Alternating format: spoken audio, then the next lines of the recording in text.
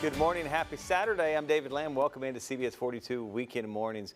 Really excited about our first guest this morning, a hero of mine and someone I count as a friend. So looking forward to this conversation. Former Birmingham Police Chief A.C. Roper. It's great to see you. Great to be here. It's always good to talk to you because I almost always end a little bit inspired.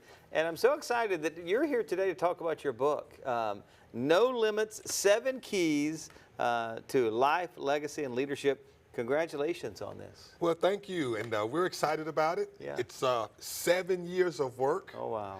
And my wife said, you've got to finish it, because I kept adding At some to point. it, especially with my last 3 years as the Deputy Commander of U.S. Northern Command, you know, responsible for defending the whole nation. And so there were some leadership lessons in that also. Right. So for you, what was the impetus? What was the drive behind this book and you writing this book? Well, I think the first drive was this emphasis on leadership. Everyone's a leader. You're leading on the job, you're leading in your family, leading in the community. You're doing something where you should be influencing and impacting people. Right. And then second, there's a focus on legacy. What would people say about you after you're gone? Because people think legacy is what happens after you die. And I say you're living your legacy every day. Right, yeah. You and I were talking off air, and if you study leaders, often they'll get 1 or 2 right, but very rare are the leaders who get all 3 right. Why is that so difficult to pull off? I think it's all about balance, and I think it's about priorities, because your presence speaks to your priorities. I talk about that in the discipline chapter, and how we have to discipline our calendars so that we keep the main thing the main thing. Yeah. And quite often we lose the equilibrium, because there's no such thing as work-life balance. It would never be 50-50. Yeah. So how do you lead your way and work your way through that? So of the 7, I don't know that we have time to get into all of them, but I'm going to just mention a couple that jump out to me.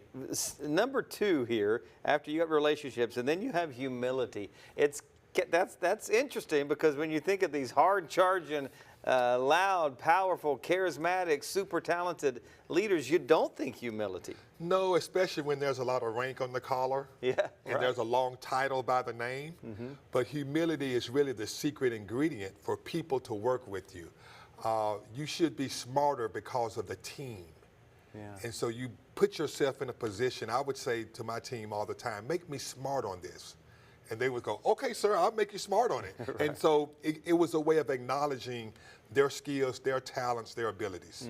All right, another one that jumps out, one of something we don't really like talking about, but I do believe it's so valuable, and that's the power of discipline. Yes, and I call it the engine of discipline. It is an engine. It's an engine. Yeah. And so I write a lot in there about the cascading power of consistency.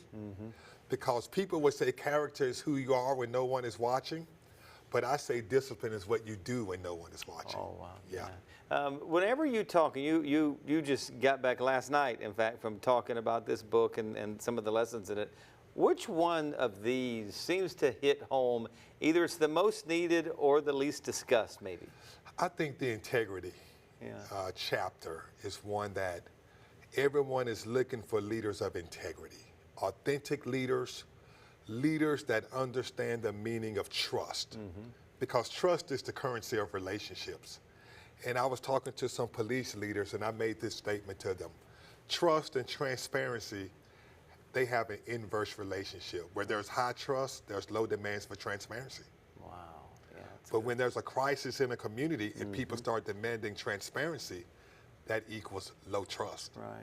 And so we have to work in a way where people trust us, because that's the currency of relationships. You look great.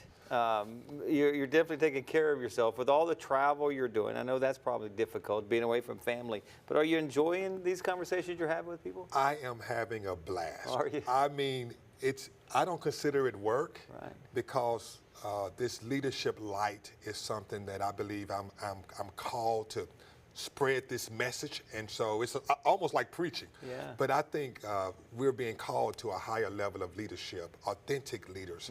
The world is changing and spinning, and there's so much intensity and so much division. Who are the leaders we can look to make a difference and actually pull us together? Yeah. Because this is the greatest country on the face of the earth. Yeah, let's get into that. That's interesting. You mentioned faith there. I know your faith is important to you. I'm curious about the call and how your faith kind of leads you in this. We'll get into that on the other side of the break. All right. So stay with us. When we come back, we'll have more with former Birmingham Police Chief A.C. Roper. Let's take this quick break.